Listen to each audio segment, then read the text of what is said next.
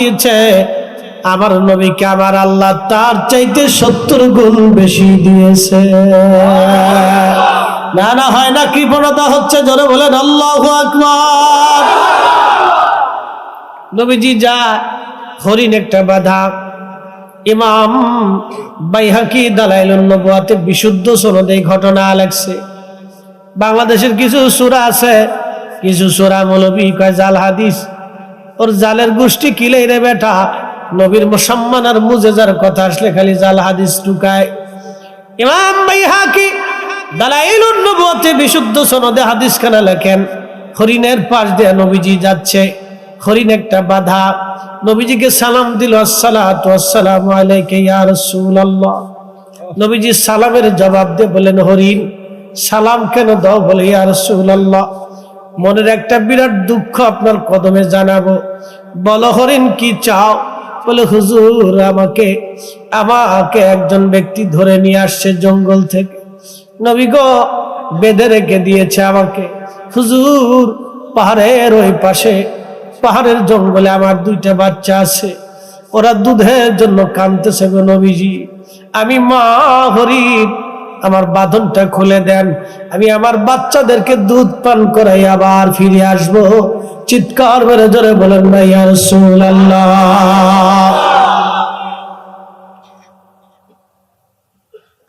শ্রেষ্ঠ নবী দিলাম রে তরিয়ে নিতে রোজাহাসরে, পথ না ভুলি তাই তো দিলে পাক কুরআনের বাণী, খুদা তোমার মেহেরবানি। হরিণ কাদের বলে, হুজুর মেহেরবানি করে আমার বাঁধন সিরেজ খুলে দেন, আমি আমার বাচ্চাদেরকে দুধ পান করে আবার আপনার কাছে ফিরে আসব। হরিণ কাঁদে বলে, হুজুর আমার 2টা বাচ্চা আমি দুধ পান করাবো, ওরা কান্না করে। নবী গো আমার বাচ্চাগুলি বড় ক্ষুধার্ত যুবক রে, মা কি জিনিস একটা হরিণ থেকে বুঝে যাও, মা কি জিনিস। একটা হরিণের কলিজার ভিতরে বাচ্চার প্রতি এত বড় দরদ আমার আল্লাহ দিলেন। হরিণ জানে পৃথিবীর কেউ আমার ভাষা বুঝবে না, কিন্তু আমার পাশ দিয়ে যিনি যাচ্ছেন রাহমাতুল লিল আলামিন, তিনি আমার দরদ বুঝবে, ভালোবাসা বুঝবে, আমার বিপদ বুঝবে। এই জন্য দুনিয়ার মাখলুক যারা আছে তাদেরকে আদর করতে হয়। আপনি যদি আপনার বাড়ির গরুটাকে আদর না করেন, মারেন পিটান, কিয়ামতের ময়দানে সে আল্লাহর দরবারে আপনার বিরুদ্ধে মামলা করবে। আপনার বাড়ির পশু পাখিরে যদি আদর না করেন, খাবার যদি না খাওয়ান, কিয়ামতের ময়দানে মামলা করবে। রাব্বি দুনিয়ার মানুষের অধীন বানাইছিল, আমার মালিক আমারে খাবার দেয় নাই, আল্লাহ আমাকে মারছিল, মামলা দিলাম, বিচার আমি আজকে চাই। আল্লাহ বলেন, মালিক ইয়াউমিদ্দিন, আমি বিচার দিনের মালিক, বিচার দিনের মহাবিচারপতি, আমি একেবারে চুল টু চুল পাই টু পাই সেই দিন বিচার করে দিব। আমি আল্লাহ সেই দিন ন্যায় বিচার প্রতিষ্ঠিত করব। আমি আল্লাহর আদালত থেকে ন্যায় বিচার ছাড়া কেউ যাবে না। চিৎকার মেরে জোরে বলেন না মারহাবা।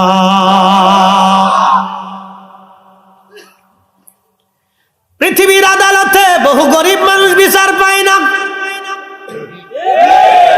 বহু গরিব দুনিয়ার আদালতে বিচার পায় না। বলে কারণ কি? পয়সা নাই। আসতে হলো কেন? জোরে বলেন। পয়সা না হওয়ার কারণে সামাজিক ভাবে সে কাউকেই পাশে পায় না, তার কথা কেউ বলে না, তার পক্ষ কেউ নেয় না, আদালত পর্যন্ত নেয় না, প্রশাসন মুখ ফিরাইয়া নেয়। কারণ পয়সা নাই, সামাজিক তার কোনো অবস্থান নাই, রাজনৈতিক ভাবে কোনো অবস্থান নাই, বিদায় দরিদ্র মামলার বিচার পায় না। কিন্তু আমার আল্লাহ ডাক দিছে, আমার বান্দা ফিরে আসো তুমি, অবশ্যই আমি রব তোমারে ফয়সালা করে দিব। কঠিন হাসরের ময়দানে আল্লাহ বিচার করবে। সেই দিন পাগলের বিচার হবে, ধনীর বিচার হবে। আল্লাহর কাঠগড়ার সামনে সমস্ত মানব জাতি মাথা নিচু করে থরথর থরথর করে কাঁপতে থাকবে। কোটি কোটি বছর ধরে তারা আসামি হয়ে দাঁড়ায় থাকবে। বস্ত্রহীন থাকবে। পৃথিবীর কোটি কোটি টাকার মালিক বস্ত্রহীন হবে।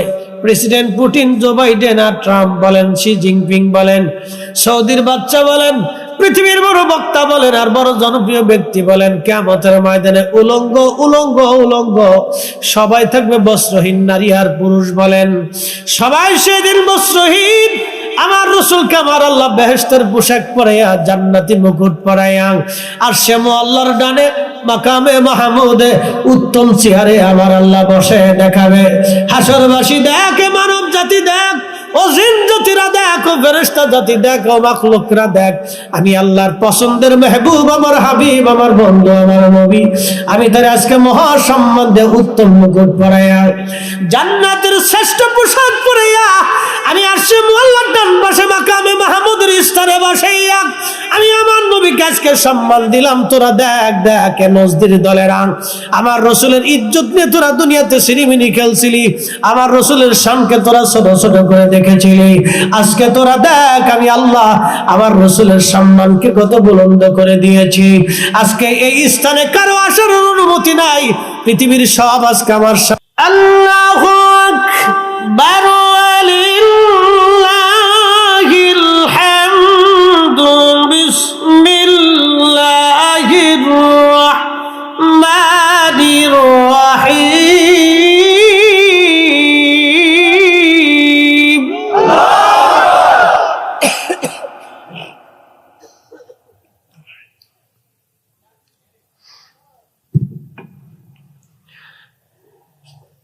الشمس والقمر بحسبان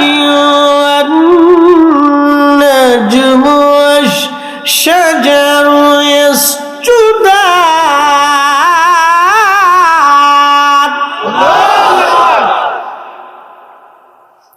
রব্বুল আলামিন বললেন, হাবিব উম্মতকে জানিয়ে দেন, সূর্য আমি আল্লাহর আইনে চলে, চাঁদ আমি আল্লাহর আইনে চলে, গাছ আমি আল্লাহর আইনে চলে, तमाम সৃষ্টিগুলি আমি আল্লাহর আইনে চলে।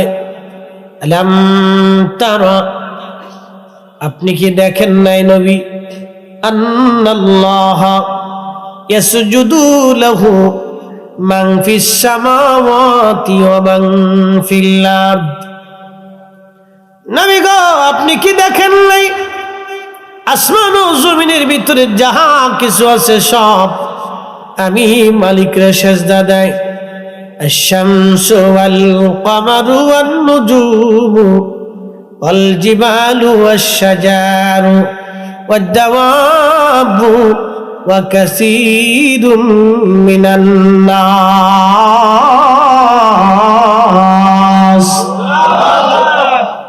কখনো তোমাকে যদি ভুলি,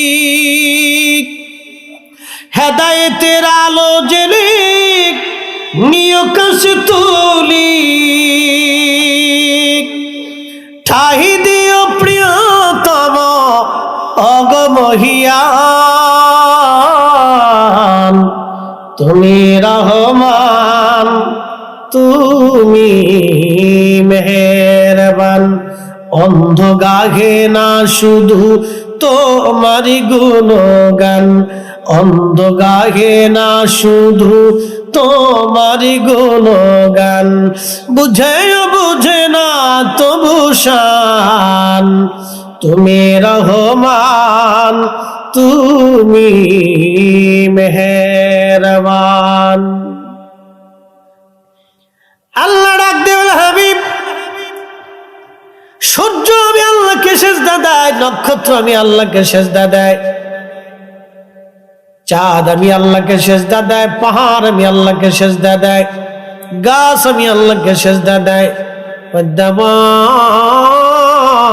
যত প্রাণী আছে, যত প্রাণী আছে সব আমি আল্লাহকে সেজদা দেয়।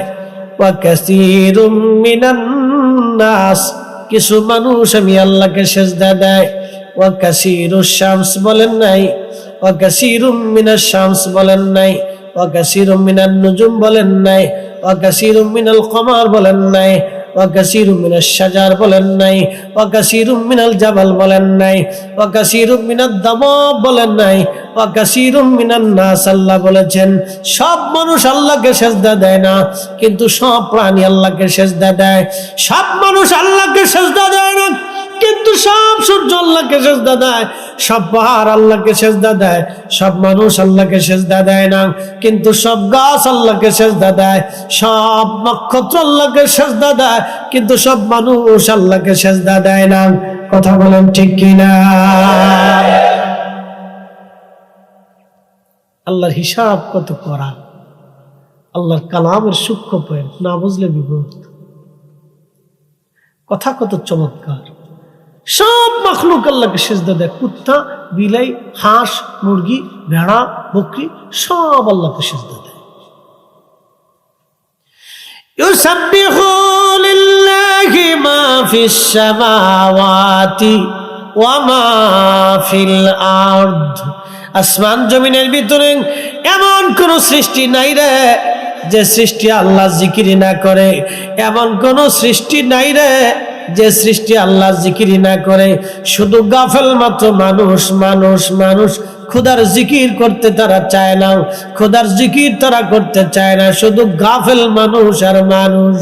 হযরত মুসা কালিমুল্লাহ হযরত করে থাকবে। আমার রাসূলকে আমি আল্লাহ আমার ডান পাশে বসাইয়া মহা সম্মানে, মহা ইজ্জতে, মহা সম্মান দিয়ে রাখছি। আমরা সেই নবীর উম্মত। একবার জোরে বলা যাবে আল্লাহু আকবার। আমরা সেই নবীর উম্মত, তোমরা সেই নবীর উম্মত, বিড়ি টানা উম্মত। জোরে কর। অনেক কাকা হুজুর বিড়ি টানা মুবা মাকরু। আমাকে এতই মুবার মাকরু যদি হয় তাহলে মাহফিলে দুইটা টান দে। যদি আরো বেশি বুঝিস তাহলে মসজিদের ভিতরে টান দে। নামাজের আগে ইমাম সাহেবরা বলেন হুজুর খুতবা দেওয়ার আগে বেঞ্চনে একটা টান দেন, আপনিও খান আমরাও খাওয়ান। চলবো? একসাথে বলুন চলবো? আমরা যদি বলেন হুজুর দুইটা টান দেন আর আমরাও দেন, মাহফিলে চলবে? কিন্তু আমার হাতে যে চা, এটা মাহফিলে চলে। কারণ হালালান তাইয়্যিব, এটা যেমন হালাল তেমন পবিত্র। হালালান তাইয়্যিব, আল্লাহ হালালের পরে তাইয়্যিব বলেছেন। হালালের পরে আল্লাহ তাইয়্যিব শব্দ ব্যবহার করেছেন কোরআনে। হালালান তাইয়্যিব, এই জন্য আল্লাহ নবী 5 ওয়াক্ত মেসাক করতেন, মুখ থেকে যাতে গন্ধ না আসে। 5 ওয়াক্ত মেসাক করতেন নামাজের আগে, যাতে মুখ থেকে গন্ধ না আসে, দুর্গন্ধ ছড়িয়ে না যায়। আল্লাহ নবী এত পবিত্র থাকতেন। আল্লাহ নবীর পবিত্র ঘাম থেকে মিশকাম্বরের ঘেরান আসতো। নবীজির থুতু মুবারক থেকে মিশকাম্বরের ঘেরান আসতো। আল্লাহ নবীর পেশাব মুবারক থেকে মিশকাম্বরের ঘেরান আসতো। আল্লাহ নবীর চাদর থেকে মিশকের ঘেরান আসতো। আল্লাহ নবীজির জুব্বা থেকে মিশকের ঘেরান আসতো। আল্লাহ নবীর শরীর মুবারক থেকে মিশকের ঘেরান আসতো।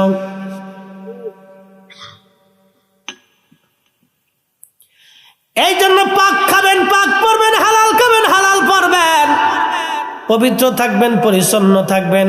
বন্ধু খুব মনোযোগ দিবেন, পরিচ্ছন্ন থাকবেন, পবিত্র থাকবেন। আল্লাহ নবী বলেন উম্মত 3টা জিনিস আমার কাছে প্রিয়। 1 নম্বরে নামাজ, 2 নম্বরে সুগন্ধি, 3 নম্বরে আমার বিবিগণ। 1 নম্বরে নামাজ, 2 নম্বরে আমার স্ত্রীগণ, 3 নম্বরে সুগন্ধি। 3টে জিনিস আমার কাছে প্রিয়। আবু বকর বলেন হুজুর আমার কাছে 3টা জিনিস প্রিয়। 1 নম্বর আপনার দিকে তাকিয়ে থাকা, 2 নম্বরে আমার আয়েশাকে আপনার স্ত্রী বানাইয়া আপনার সাথে আত্মীয়তার সম্পর্ক করা, 3 নম্বর আমার জীবন, আমার জান মাল আপনি নবীর কদম মুবারকে কুরবানি করা। জোরে জোরে বলা যাবে কি মারহাবা।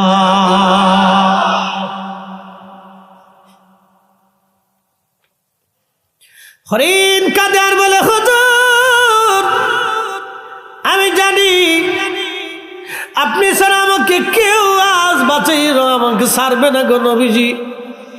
একটা লোক আমাকে ধরে এনে বেঁধে রাখছে। নবী গো আমার বাচ্চা 2টি না খাওয়া আছে। হুজুর ওরা কাঁদে আমি মা হরিণ অনুমতি চাই গো নবী, আমার দয়া করেন, আমার বাঁধন খুলে দেন, আমি আবার ফিরে আসব। মা কি জিনিস এখান থেকে বুঝে যান, মা কি জিনিস। আহা, মা এমন এক দরদের জিনিস, মা এমন এক নিয়ামত সন্তানের জন্য।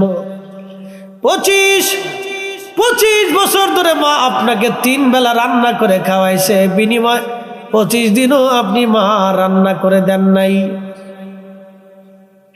আপনার স্ত্রী খিটখিট খিটখিট করে বুড়া মানুষ খাবার চায়, বিবিকে একটা শব্দ বলবেন, বিবি রে আমি এই মায়ের জন্য দুনিয়ার চেহারা দেখেছি, আমি আমার এই মায়ের জন্য পৃথিবীর মুখ দেখেছি, এত বড় হয়েছি, আমি আমার মায়ের জন্যই আজ তোমার জন্য তৈরি হয়েছি। বিবি রে ভালো যদি লাগে থাকো, না লাগলে চলে যেতে পারো, তালাক নিয়ে চলে যাও, আপত্তি হবে না, কিন্তু মার খেদমত থেকে আমি জুদা হব না।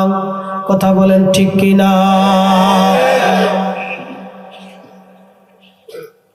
স্ত্রীকে আগে বোঝানোর চেষ্টা করবেন, আগে আঘাত করবেন না, তাকে আগে বুঝাবেন। যদি বুঝে না আসে তাহলে বিছানা কথা বন্ধ করে দিবেন, যদি তাতেও বুঝে না আসে বিছানা আলাদা করে দিবেন, যদি তাতেও আপনার স্ত্রী বুঝ না আসে তাহলে মুরব্বীদেরকে ডেকে তালাক নিয়ে আলাদা জুদা করে দিবেন। মারামারি পিটাপিটি গুতাগুতি কোলাকুলি করবেন না, জেল মামলা হামলা এইগুলির ভিতরে যাওয়া যাবে না। নবী 3টা শর্ত দিয়ে দিলেন। 1 নম্বর স্ত্রীকে বুঝাবেন, যদি না বুঝে 2 নম্বর স্ত্রীকে আপনি কথা বন্ধ করে দিবেন। স্ত্রী কথা বন্ধ করার পরে যদি হুঁশ না আসে তাহলে বিছানা আলাদা করে দিবেন। বিছানা আলাদা করার পরও যদি স্ত্রী আপনার হুঁশ না আসে তাহলে মুরব্বীদেরকে ডেকে এনে আলাদা করে জুদা নিয়ে তালাক মেরে দিবেন।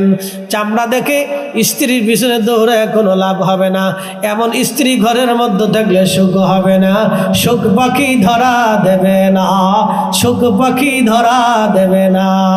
কথা বলেন ঠিক কিনা? ওগো মা, তুমি এ ধরনের শ্রেষ্ঠ নিয়ামত, তোমারই পদ তলে রয়েছে জান্নাত, তোমারই পদ তলে রয়েছে জান্নাত। নবীজি বললেন, হরিণ তুমি কি আবার ফিরে আসবে? বলে, হ্যাঁ ইয়া রাসূলুল্লাহ, আমি ওয়াদা করলাম আমি আবার ফিরে আসবো আমার বাচ্চাদেরকে দুধ পান করাইয়া। হরিণকে নবী বাঁধন ছেড়ে দিলেন, হরিণ চলে গেল।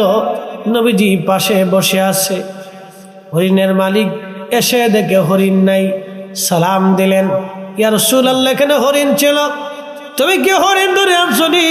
বলে, হ্যাঁ ইয়া রাসূলুল্লাহ আমি হরিণ ধরে আনছি, আমি তোমার হরিণের বাঁধন ছেড়ে দিয়েছি, তার 2টা বাচ্চা আছে, এই 2টা বাচ্চার এসে দুধ পান করাবে, এই 2টা বাচ্চারে দুধ পান করাবে, সেই জন্য আমার কাছ থেকে সে চলে গেছে, আবার ফিরে আসবে।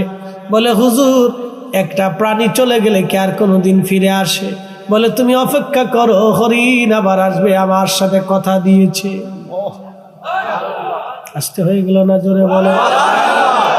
আরে মানুষ বেঈমানি করে কিন্তু প্রাণী বেঈমানি করে না, প্রাণী বেঈমানি করে না। আজ পর্যন্ত দেখেন না কোনো বিড়াল আপনার বেঈমানি করেছে, কুকুর বেঈমানি করেছে, গরু বেঈমানি করেছে।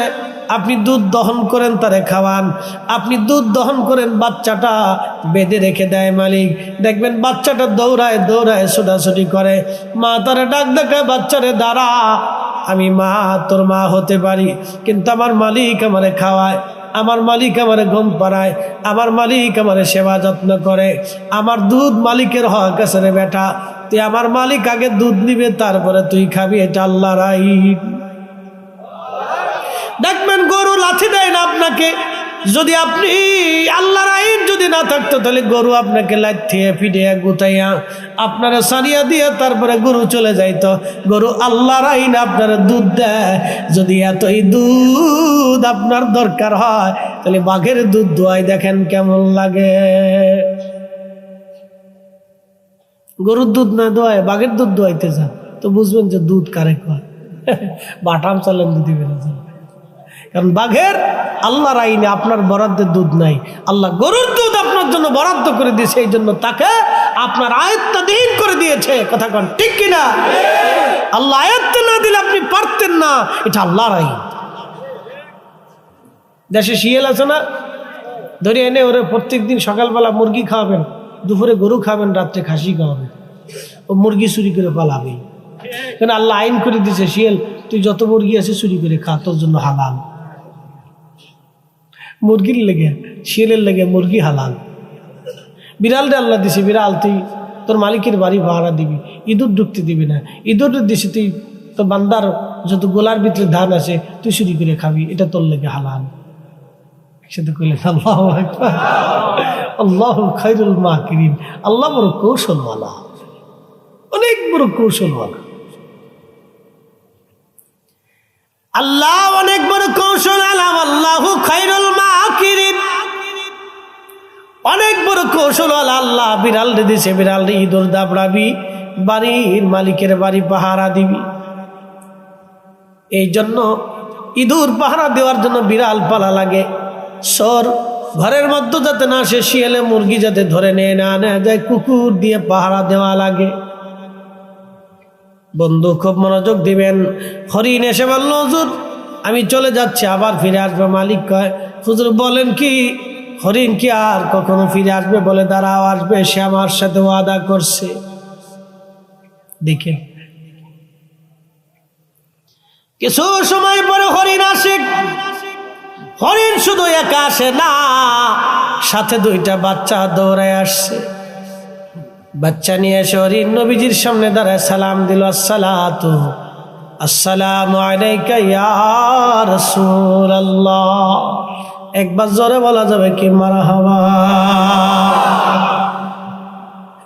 সালাম দিছে হরিণ। হুজুর আমি আমার ওয়াদা পালন করেছি, আমি এসেছি ইয়া রাসূলুল্লাহ, আপনি রশিতে আমার বাঁধন আবার জোড়াইয়া দেন। নবী গো, আমার সাথে দুইটা বাচ্চাও চলে আসছে, ওদের দুধ পান করাইছি, ওরাও আমার সাথে চলে আসছে। নবীজির কাছে বড় দয়া লাগলো। মালিক রে, দেখছ হরিণ তার বাচ্চা নিয়ে আবার ফিরে আসছে, তোমার কি দয়া হয় না গো? ছেড়ে কি দিতে পারো না? মুক্ত করে দাও। মালিকেরও মনে মায়া লাগলো, বলি ইয়া রাসূলুল্লাহ, হরিণ আপনার সাথে ওয়াদা পালন করেছে, প্রিয় নবী আমি হরিণকে মুক্ত করে দিলাম।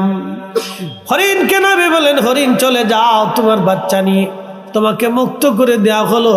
হরিণ সালাম দিয়ে দি খুশি মনে বাচ্চা নিয়ে, হরিণ আনন্দ চিত্তে লাফায় লাফায় বাচ্চা নিয়ে জঙ্গলের মধ্যে চলে গেল। তিনি আমাদের নবী রাহমাতুল লিল আলামিন। একবার জোরে বলা যাবে কি ইয়া রাসূলুল্লাহ? ওরে রাহমাতুল লিল আলামিন, আপনি উম্মতের জাবিন, গুনাহগারের অতি আপনজন, আল্লাহর নবী, নূরের নবীও আপনি, নবী আমার জীবনের জীবন। মুসলমান বুদ্ধিমন্ত পরমাসী মৌলভী বাজারের মুসলমান, মনোযোগ দিয়ে কথাগুলি শুনবেন। আজ হযরত সুলাইমান আলাইহিস সালাম মাখলুক দোয়া করে বৃষ্টি হয়ে গেল। হযরত মূসা আলাইহিস সালাম তুর পাহাড়ে যা আল্লাহর সাথে কালাম করার জন্য একদল হাঁস সামনে দাঁড়ায় গেল। হুজুর বৃষ্টির বড় অভাবে কষ্ট হচ্ছে, বহুদিন পানি হয় না গো মূসা কালিমুল্লাহ, আল্লাহকে বলেন যাতে আল্লাহ বৃষ্টি দিয়ে দেয়। হযরত মূসা কালিমুল্লাহ রওনা করলেন। ঠিক আছে হাঁস, তোমাদের আবেদন আল্লাহর কাছে জানাবো, দেখি আমার রব কি ফরমান দেয়। মূসা কালিমুল্লাহ চলে গেলেন তুর পাহাড়ে। ৩৫০০ সিঁড়ি পেরিয়ে মূসা আলাইহিস সালাম তুর পাহাড়ের মাথায় উঠতেন। ৩৫০০ সিঁড়ি, একসাথে বলবেন না মারহাবা? ৩৫০০ সিঁড়ি পেরিয়ে মূসা নবী তুর পাহাড়ের চূড়ায় উঠে আল্লাহর সাথে কালাম করলেন। বললেন, ইয়া রব, কিছু হাঁস তোমার মাখলুক বৃষ্টির আবদার করেছে, আল্লাহ যদি পারেন দয়া করেন। আমার আল্লাহ বললেন, মূসা রে, আমি আল্লাহর বাজেটে আগামী ১ মাসের জন্য মিশরের জমিনে বৃষ্টি কোনো বাজেট নাই। ওই আমার দিকে তাকান, এই যে সামনে বারাত আসতেছে, লাইলাতুল বারাত, এই বারাতের রাত্রিবেলা কারো ভাগ্য পরিবর্তন হবে, কারো হায়াত শেষ হয়ে যাবে, কারো সন্তান আসবে, কারো সন্তান মরে যাবে। এই রাত্রিবেলা আমার রব, আমার আল্লাহ বারাতের রাত্রি আমার আল্লাহ লিপিবদ্ধ করান, আর কদরের রাত্রিবেলা দায়িত্বপ্রাপ্ত ফেরেশতাদের হাতে বর্তানো হয়। এটা অনুমোদন বিল পাস হয় কদরের রাত্রে, আর পার্লামেন্টের আলোচনা হয় বরাতের রাত্রে, আর অনুমতি হয় কদরের রাত্রে। তকদিরের লেখালেখি হয় বরাতের রাত্রে, আর অনুমতি হয় কদরের রাত্রে, বন্টন হয় কদরের রাত্রে। দুটো রাতই খুব গুরুত্বপূর্ণ। যারা বলবে এই রাত্রিবেলা ঘুমান, কোনো ইবাদত নেই, বুঝবেন ওটা শয়তান। হ্যাঁ আসতে বলেন কেন, জোরে বলেন। এটা কি? শয়তান, শয়তান, শয়তান। ও শয়তান টুপি মাথায় দিয়ে শয়তানি করতে আসছে। আজাজিলে কয়, চাচা তুই থাকতে আমার কোনো আর চিন্তা নেই, তোর মতো এরকম দোস্ত আগে ছিল নাকি? এই 1400 বছর পরে তোরা কোথার থেকে আমদানি করলি? 1400 বছর ধরে মুসলমানরা এই রাত্রিবেলা ইবাদত করলো, তো আমার সাথে তোরা বড় শয়তান রে। আসতে বলেন, জোরে বলেন। তোরা আমার সাথে বড় শয়তান, তোরা যে কাজ করে দিলি টুপি মাথায় দিয়ে, আমি সারা জীবনে পারছি না সে কাজ। বাংলাদেশের কত মসজিদ যে তালা মারা হবে তার হিসাব নাই। আরে আল্লাহর ঘর মসজিদ যদি বরাতের রাত্রে তালা মারা হয়, সেই তালা ভেঙে দাও, ওই কমিটি জুতা দিয়ে বাইরে মসজিদ থেকে তাড়াইয়া দাও। নাফরমান বেদাতের দোহায় অসংখ্য মুসলমানের ঈমানকে নষ্ট করতেছে। বেদাতের দোহাই দিয়ে এই রাত্রের ক্ষমা থেকে অসংখ্য মুসলমানকে মাহরুম করতেছে, বেদাতের দোহাই দিয়া। শয়তানে চিন্তা করে, বাপ কত বড় সিটার, 9 লক্ষ বছর খোদার ইবাদত করছি, সিটারি করি নেই, আর 60 বছরের জিন্দিগি পেয়ে কত বড় সিটারি শুরু করছে। ওরা আমার ফেল করে ফেলছে। এই রাত্রের ফজিলত নিয়ে 13টা হাদিস আসছে, জয়ীফ, সহি, হাসান দিয়ে 13টা হাদিস। একসাথে বলবেন না মারহাবা। 13 জন সাহাবী থেকে হাদিস বর্ণিত হয়েছে। 13 জন সাহাবী কি মিথ্যা বলতে পারে ভাই? একসাথে বলবেন, কথা বলেন, জোরে বলেন। 13 জন সাহাবী একটা রাতের মর্যাদা নিয়ে বক্তব্য দিল। শয়তানের দল 1450 বছর পরে এসে বেদাতের দোহাই দিয়ে মসজিদ তালা মারি থুয়ে দিছে। তালা ভেঙে দাও, আর ও কমিটি জুতা দিয়ে বাইরে মসজিদ থেকে তাড়াই দাও। আসতে বলেন কেন, জোরে বলেন। ওরা আজ পর্যন্ত একটা প্রতিতালার তালা লাগাইতে পারে নাই, একটা এনজিওর দোকানে তালা মারতে পারে নাই। ওরা খোদার ঘর মসজিদে বরাতের রাত্রে তালা মারে শয়তান। কথা বলেন ঠিক কিনা? ওরা আল্লাহ মসজিদ তালা দেওয়ার জন্য টেন্ডারই দেয় নাই, এই টেন্ডারে আল্লাহ ওকে দেয় নাই। এগুলো আসছে মুসলমানদের ভিতর বিভেদ তৈরি করে অশান্তি, বিশৃঙ্খলা, ফাসাদ সৃষ্টি করার জন্য।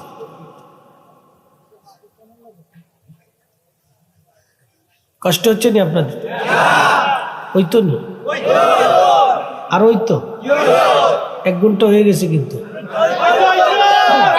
সারা রাত ওই তো নি, তাহাজ্জুদের সময় চলে। এখন কখনো যদি কোন ওই তো আল্লাহু আকবার, আল্লাহু আকবার, ওয়ালিল্লাহিল হামদু, বিসমিল্লাহির রাহমানির রাহিম।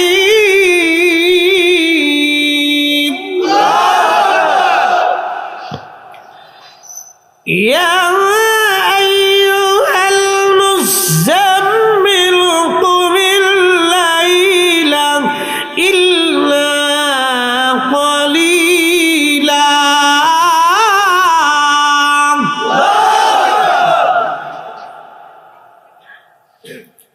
তাহাজ্জুদের সময় খুবই মনোযোগের সাথে কথাগুলি শুনবেন। আল্লাহ কোরআনে বললেন, ফামাইয়ামাল মিসকালা যাররাতিন খায়রান ইয়ারা ওয়া মাইয়ামাল মিসকালা যাররাতিন শাররান ইয়ারা। এ মানব জাতি, আমার ইমানদার, সামান্য পরিমাণ অনুপরিমাণ নেকের কাজ যদি করো তারও বেনিফিট পেয়ে যাবা, অনুপরিমাণ গুনার কাজ যদি করো তারও প্রতিদান পেয়ে যাবা। গুনার কাজ যত ছোট হোক করব না, নেকের কাজ যত ছোট হোক ছাড়ব না। লাইলাতুল বরাতের রাত্রিবেলা নেক করলে আল্লাহ এই নেকের প্রতিদান দিয়ে দেবে। অতএব বরাতের রাত্রের বরকত আমরা মাহরুম হব না। কথা বলেন না কেন, ঠিক কিনা? তবে এই বরাতের রাত্রে পটকা ফোটাবো না, এই বরাতের রাত্রে আমরা পটকা ফোটাবো না, এই বরাতের রাত্রে গল্প গুজব আড্ডা দেব না। আল্লাহ বলেন সবাইরে মাফ করে দেয়, নবী বললেন সবার ক্ষমা হয়, শুধু মুশরিকের ক্ষমা হয় না, মুশাহিন হিংসুটা যারা তাদের ক্ষমা হয় না। হিংসুটা হিংসুটা হিংসা হিংসা হিংসা হিংসা হিংসা। বলে হিংসা কি? একজনের ভালো আরেকজনে দেখতে পারে না। একজন ওই যে দোকানদার চিন্তা করলো ওর দোকান হইলে আমার বেচা কিনা হয় না, একজন অটো ড্রাইভার চিন্তা করলো ওর অটো হইলে আমার ভাড়া কম হয়, একজন সিএনজিওয়ালা বললো ও আসলে আমার প্যাসেঞ্জার কমে যায়। এইভাবে যারা হিংসা করে আল্লাহ রসুল বললেন তাদেরকে আল্লাহ ক্ষমা করে না। বেশি পরিমাণে হলো আমাদের দেশের বেডিরা, বেশি পরিমাণে আমাদের দেশের মহিলারা হলো বিরাট বড় হিংসুটা, বিরাট বড় হিংসুটা। কথা কন না কেন?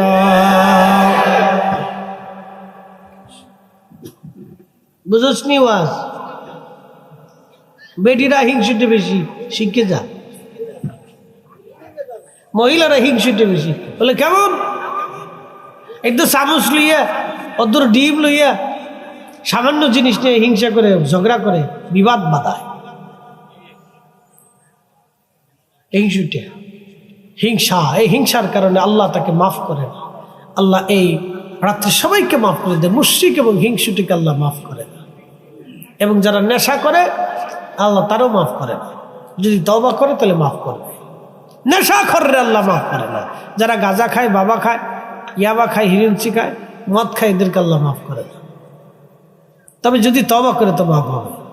কষ্ট হচ্ছে আপনাদের? একসাথে বলি না আল্লাহু আকবার। এই রাতের ইবাদত চলবে কি চলবে না? হবে কি হবে না? আল্লাহর নবী যা বলছে আমরা তাই মানি। কথা বলেন ঠিক কি না? কোনো মৌলবীর ফতোয়ার দিকে তাকানোর সুযোগ আমাদের। আল্লাহ বলছেন বেনিফিট দিবে, তো এই রাতেও দিবে, রাতের পরের রাতেও দিবে। কথা ঠিক আছে না? সারা রাতে, সারা জিন্দেগি, সারা জীবন তাহাজ্জুদের নামাজে দাঁড়ায় গেলে এই রাতেও ফজিলত আল্লাহ দিয়ে দিবে। অতএব বরাতের রাত্রে আল্লাহ একটা আলাদা মর্তবা দিছে, অতএব এটার বরকত আছে। হাজরতে মুসা কালিমুল্লাহ চলে আসলেন। তিনি হাঁসের দল মুসা নবীর সামনে দাঁড়ায় গেলেন। নবী গো, আমরা বৃষ্টি চাইছিলাম, আল্লাহর কাছে বলছেননি। হাঁসের আরে রবের কাছে বলছি বৃষ্টির কথা, আল্লাহ বলে দিয়েছেন আগামী 1 মাসে কোনো বৃষ্টি নাই। তখন হাঁস জিকির করতে লাগলো, আমার সাথে পড়েন আলহামদুলিল্লাহি রাব্বিল আলামিন। আমার সাথে জোরে পড়েন আলহামদুলিল্লাহি রাব্বিল আলামিন। আর জোরে পড়েন আলহামদুলিল্লাহি রাব্বিল আলামিন। হাঁসের দলে জিকির শুরু করে দিল, সমস্যরে একসাথে জিকির করলো আলহামদুলিল্লাহি রাব্বিল আলামিন। কিছু সময় পরে মুসা নবী বাড়ি যাওয়ার সময় দেখে রে আল্লাহর আকাশ জুড়ে কালো মেঘ জমে গেল। হঠাৎ করে গুরুম করে আওয়াজ দিল, আর অজর দ্বারা বৃষ্টি শুরু হয়ে গেল। বৃষ্টি এত পরিমাণে নামলো, হাঁটু পর্যন্ত বৃষ্টিতে ভরে গেল। ওই হাঁসের দল সাঁতরে মুসা কালিমুল্লাহর সামনে এসে বলল, নবী গো, আপনি না বললেন আগামী 1 মাসে বৃষ্টি হবে না, আল্লাহ এত পরিমাণে বৃষ্টি কেন দিল গো? মুসা নবী লজ্জা পেয়ে গেছে, বলো কি? কথা তো সত্য। আল্লাহ আমাকে বললো বৃষ্টি বাজেট নাই, আবার বৃষ্টি দিয়ে দিল। আল্লাহ কারণ কি? আল্লাহ সাজদা করে আল্লাহ একটা মাখলুকের সামনে নবীরে লজ্জা দিয়ে ফেললা। আল্লাহ তুমি বৃষ্টি কেন দিলা? আল্লাহ ডাক দেখে মুসারে, যখন হাঁসের দলের তুমি বলছো বৃষ্টি হবে না, তখন তারা কি বলেছিল? বলেছে আলহামদুলিল্লাহি রাব্বিল আলামিন। এ মুসা, বৃষ্টি নামক নিয়ামত না পাইয়া আমার হাসের দলেরা আমার জিকির শুরু করলো, আমার হাম করলো, প্রশংসা করলো, কৃতজ্ঞতা আদায় করলো। নিয়ামত না পাই যারা কৃতজ্ঞতা আদায় করলো, মুসারে আমি রব্বুল আলামিন নিয়ামত না দিয়ে কি আর পারিনি? আমার রহমতের দরিয়ায় জোশ লেগে গেছে রে মুসা, আমি আল্লাহ তাদেরকে বৃষ্টি দিয়ে দিছি। একসাথে বলেন আল্লাহু আকবার। এই সমস্ত কাজে প্রশংসা হবে কার? শুকরিয়া হবে কার? জোরে বলেন কার? আল্লাহর। আল্লাহর আল্লাহর শুকরিয়া করবেন, নিয়ামত বেড়ে যাবে। লাইন শাকারতুম লাযীদান্নাকুম ওয়া লাইন কাফারতুম ইন্না আযাবি লাশাদীদ। আল্লাহ বললেন, রে বান্দা, আমি মালিকের শুকর আদায় করো, নাফরমানি তুমি করিও না। শুকর যদি আদায় করো নিয়ামত বাড়ায় দেব, আর কফর যদি করো আমি আল্লাহ তোমাদের শক্ত শাস্তি দেব। ফাদকুরুনি আযকুরুকুম ওয়াশকুরুলি ওয়ালা তাকফুরুন। একবার জোরে বলা যাবে কি আল্লাহু আকবার? জিকির হবে কার? আল্লাহ ডাক দিয়ে বলেন, বান্দা আমাকে স্মরণ করো, আমি আল্লাহ তোমাকে স্মরণ করবো। শুধু এখানে শেষ না বান্দা, আমার কৃতজ্ঞতা আদায় করো, নাফরমানি করিও না। আমার শুকর আদায় করো, অকৃতজ্ঞ হইও না। হাইয়া আলাস সালাহ বলার পরে নামাজে দাঁড়ানোই হলো কৃতজ্ঞতা। মাহে রমজানে রোজা রাখার নামই হলো কৃতজ্ঞতা।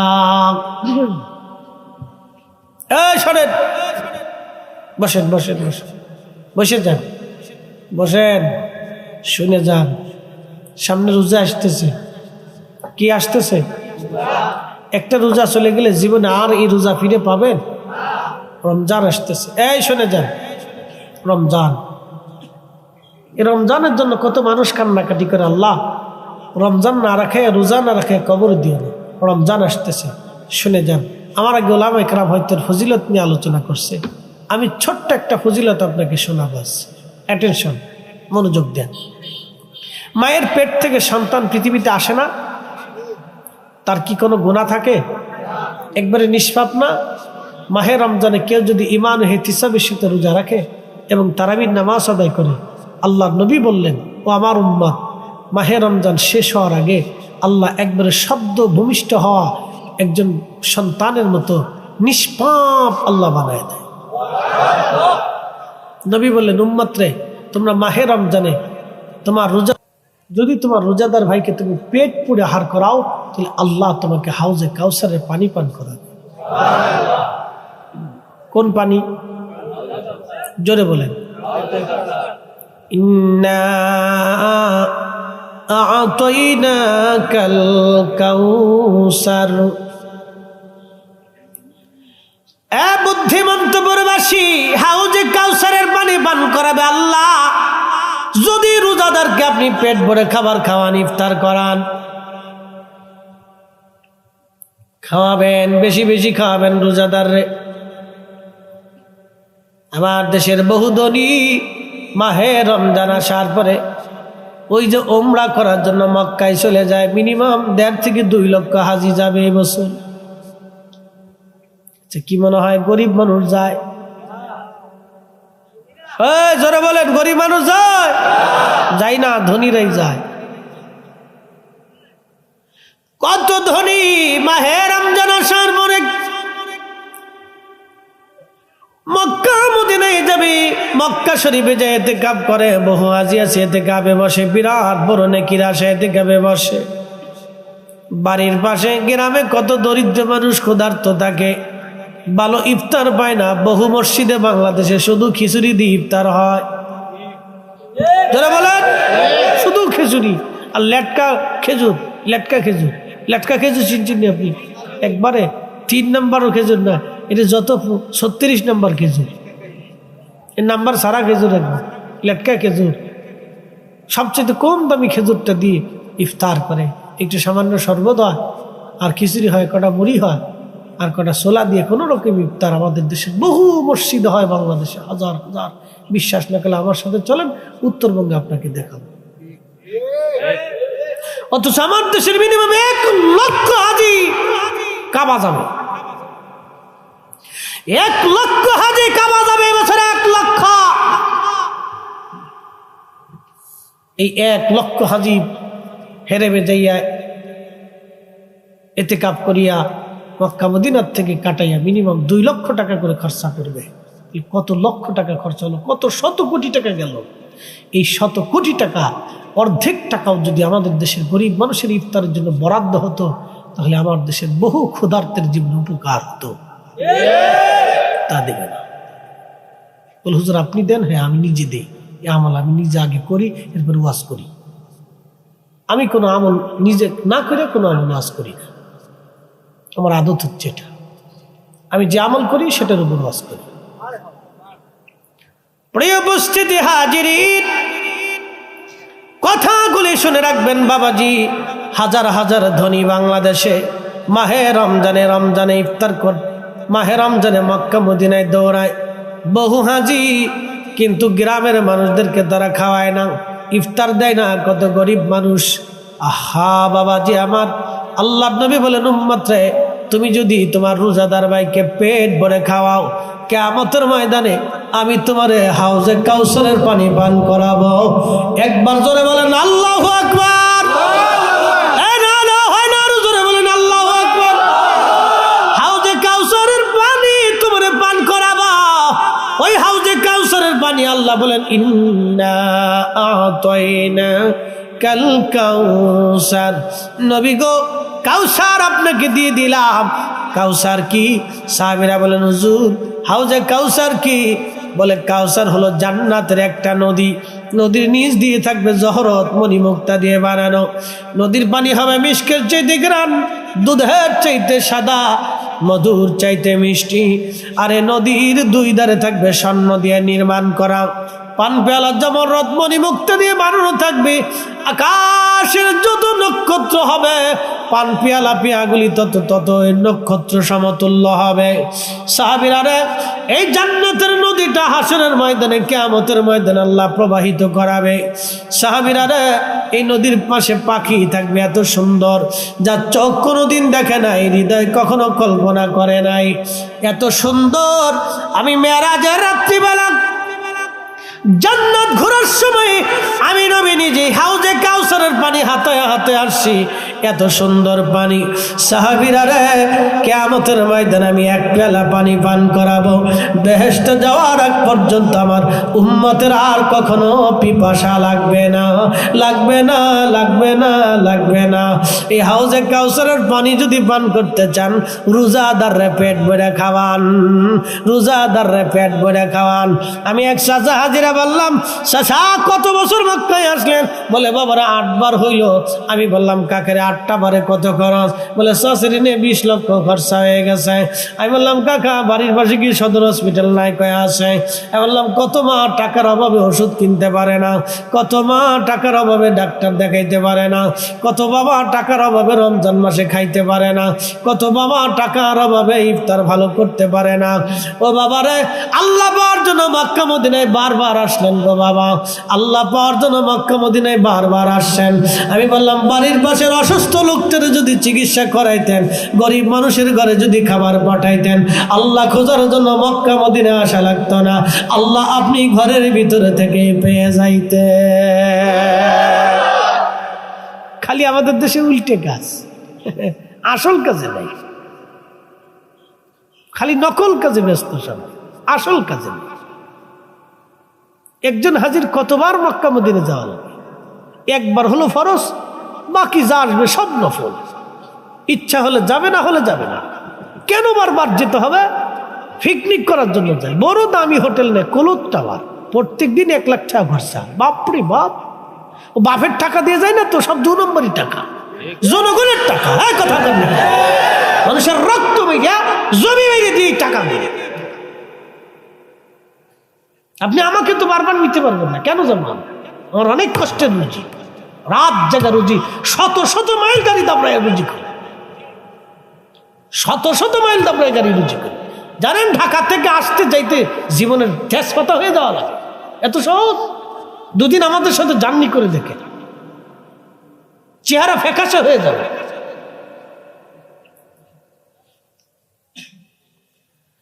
মুসলমান হাজিরিন, কি আর ওয়াজ করবো? ওয়াজ করার মতো তো কিছু নাই। হ্যাঁ বন্ধু, মনোযোগ দিয়ে শুনবেন। ঘটনা একটা বলে আলোচনার শেষের দিকে চলে যাব। পৃথিবী বিখ্যাত একজন ফকিহ, তার নাম আব্দুল্লাহ ইবনে মুবারক রাহিমাহুল্লাহ। আহা, ফিকের এমন কোন কিতাব নাই যে কিতাবে তার নাম না আছে। আব্দুল্লাহ ইবনে মুবারক রাহিমাহুল্লাহ এত বড় আলেম, তিনি হজ করার জন্য রওনা করলেন। নফল হজ, আগে হজ ফরজ করেছেন, নফলটা করার জন্য বের হয়ে গেলেন। বহুদূর যাওয়ার পরে একটা কানিয়ার পাশে খাদেমদেরকে বললেন, বেটারা, উনি অনেক বড় ধনী ছিলেন, পৈতৃক সম্পত্তিগত, উনি অনেক জমিদার ছিলেন, হাজার হাজার কোটি কোটি টাকার সম্পদ ছিল। হজে যাওয়ার সময় অনেক টাকা স্বর্ণ মুদ্রাগুলি নিয়ে যাইতেন, স্বর্ণ মুদ্রা নিয়ে রওনা করতেন। ওনার আদত ছিল মক্কায় যাওয়ার পরে কোনো হাজি সম্বল হারাইলে হাজিদেরকে তিনি মক্কা মদিনায় হাজিদেরকে সাহায্য করতেন সম্বল হারাইলে। হযরতে আব্দুল্লাহ ইবনে মুবারক রাহিমাহুল্লাহ, আব্দুল্লাহ ইবনে মুবারক রাহমাতুল্লাহ আলাইহি, উনি রওনা করলেন এক কারিয়া। সন্ধ্যাবেলা মাগরিবের নামাজের আগে তাবু গাড়লেন, রাত্রিবেলা কাটাইলেন তাহাজ্জুদ নামাজ পড়ে, ফজর পড়ে তাসবিহ পড়তেছেন। আব্দুল্লাহ ইবনে মুবারক দেখে রে একটা যুবতী নারী, তার চেহারার মধ্যে কোনো যৌবনের চিহ্ন নাই, চামড়াগুলি গুছিয়ে একবারে শুকিয়ে হাড়ের সাথে মিশে গেছে। মেয়েটা খুবই অসুস্থ, মেয়েটা খুবই দুর্বল, হীন ক্ষীণ। তার চেহারার দিকে তাকাইলে বোঝা যায় তারা অনেক ক্ষুধার্ত। এই যুবতী মেয়েটা একটা মরা মুরগি নিয়ে হেঁটে হেঁটে যাচ্ছে। আব্দুল্লাহ ইবনে মুবারক বললেন খাদেমকে, বেটারে, ওই মেয়েটাকে ডাকো। এমন একটা যুবতী নারী, তারা হাল এই গুম কেন জিজ্ঞাসা করে দেখি। মেয়েটা কাছে আসার বলে বলল, মা, তোমরা কি হিন্দু, তোমরা কি খ্রিস্টান না মুসলমান? মেয়েটা ডাক দে বলল, হুজুর, আমরা মুসলমান। তো মুসলমান তো তুমি কি জানো না মুসলমানের জন্য মরা মুরগি হারাম? এ মা, তুমি কি জানো না মরা মুরগি হারাম? মেয়েটা চোখের পানি ছেড়ে দিয়ে বলল, হুজুর, আমরা জানি মরা জিনিস হারাম, তাহলে কেন মরা মুরগি নিয়ে যাচ্ছ গো মা? বলে, হুজুর, এই অঞ্চল মুসলমান অঞ্চল, চারিপাশে কাফেররা আমাদের পুরো অঞ্চলটাকে ঘিরে রাখছে, কোনো পণ্য সামগ্রী ভিতরে আসতে দেয় না, আমাদের পণ্য সামগ্রী বাহিরে যেতে দেয় না। যোগাযোগ বিচ্ছিন্ন হয়ে যাওয়ার কারণে আমাদের বড় অভাব হয়ে গেছে, ব্যবসা বাণিজ্য তারা আমাদের সাথে করে না, লেনদেন তারা বন্ধ করে দিয়েছে। এতটা অভাব আমাদের এসেছে, আজকে 7 দিন আমার ঘরের মধ্যে কোনো খাবার নাই। আমার বৃদ্ধ মা আর বাবা একেবারে ক্ষুধার্ত হয়ে বিছানায় পড়ে গেছে। আমার ছোট্ট ভাইটা 7 দিন বিছানা থেকে উঠতে পারে না। আমি বড় কষ্ট করি, অনেক বড় কষ্ট নিয়ে আমি ধীরে ধীরে এসে দেখি কোনো কিছু পাওয়া যায় কিনা। হুজুর, রাস্তার পাশে মরা মুরগি নিয়ে পেয়ে যাচ্ছি, দেখি কোনো রকম জ্বালায় আগুন জ্বালাইয়া পানি দিয়ে সিদ্ধ করে যদি তাদের মুখে দিতে পারি, একটু যদি দাঁড়াইতে পারে তাও সম্ভব। আমি জানি মরা মুরগি খাওয়া হারাম, কিন্তু জীবন বাঁচে না, কি করব আমরা? হুজুর বলেন, বড় কঠিন কষ্টের মধ্যে পড়ে গেছি। কথাগুলি শুনি আব্দুল্লাহ ইবনে মুবারক চোখের পানি ছেড়ে দিয়ে খাদেমকে বললেন, বেটারে, কি পরিমাণে সম্পদ আছে? বলে, হুজুর, প্রচুর পরিমাণে স্বর্ণ মুদ্রা আছে। আমার বাড়ি যাইতে কত দিন আর লাগবে? বাড়ি ফেরত যাইতে যেই পরিমাণ দিরহাম প্রয়োজন এক পাশে রেখে দিয়ে বাকি দিরহামগুলি মুসলিম এলাকার ভিতরে দান করে দিয়ে যাও। সবাইকে ডাকো, মক্কা মদিনায় যাওয়া লাগবে না, আল্লাহর ঘরে যায় আল্লাহ তালাশ করা লাগবে না, আমি গ্রাম থেকে আল্লাহ তালাশ করে ফিরে চলে যাব। একবার জোরে বলা যাবে কে মারহাবা? এই মুসলমান আছে দেশে? ছাতা নাই, খালি মক্কা মদিনা দৌড়াইব রমজান মাস আসলে, বিরাট নেকির কাজ। কিন্তু গ্রামের মানুষে খাবার দেয় না। আমি এক ভদ্রলোক, আমার ঢাকাতে আল্লাহ মাফ করুক, বহু সম্পদের মালিক, 35 না 52টা বাড়ি আছে। বলল, চাচা, মসজিদে একদিন ইফতার দিয়ে যান কয়েকদিনের জন্য, ওমরাই যাবেন। তো যা দিছে ওইটার বলার দরকার নেই, আর যেটা বদ দিছে এটার বলার দরকার নেই, যা দিছে তো দিছি। বুঝতে পারছ? ইস, আল্লাহ নবী বলেন, আমার একজন রোজাদারকে যদি তুমি পেট ভরে খাওয়াইতে পারো, হাউজে কাউসারে তোমাকে পান করাবো। একসাথে বলেন আল্লাহু আকবার। হাউজে কাউসারে তোমার পানি পান করাই দেবো, যাও। আল্লাহ রসুল বলে দিলেন যাও পানি পান করে দেবো। ইফতার করাবেন না? জোরে বলেন, আর একটু জোরে বলেন। একজনকে খাওয়াইলে কয় রোজার সওয়াব? 1 রোজার সওয়াব। 1 রোজাদারের জন্য কয় রোজার সওয়াব? জোরে বলেন, 1 রোজার সওয়াব। একসাথে করেন না মারহাবা। কয় রোজার সওয়াব? 1 রোজা। 1 রোজাদারকে খাওয়াইলে 1 রোজার সওয়াব। 100 রোজাদারকে খাওয়াইলে 100 রোজার সওয়াব। 1000 রোজাদারকে খাওয়াইলে 1000 রোজার সওয়াব। রোজা হোক বা না হোক নেকি হয়ে যাবে যদি ইফতার হালাল হয়। খাওয়াইবেন, খাওয়াইবেন, রোজাদারকে খাওয়াবেন। যদি সম্ভব হয় তো গরিব মানুষ ডেকে এনে খাওয়াবে। যদি সম্ভব হয় গরিব মানুষ ডেকে এনে খাওয়াবে, আর না হলে গোপনে বাড়িতে খাবার দিয়ে আসবে। শেষ, ও আর শেষ। বাইর চলে যান, বাইর চলে যান, আর ওয়াজ দরকার নেই, বহুত ওয়াজ দিচ্ছি। শেষ করে দেবো ইনশাল্লাহ রাত 3টে বাজে ইনশাল্লাহ।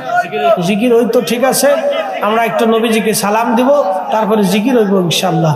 আল্লাহ কবুল করুন।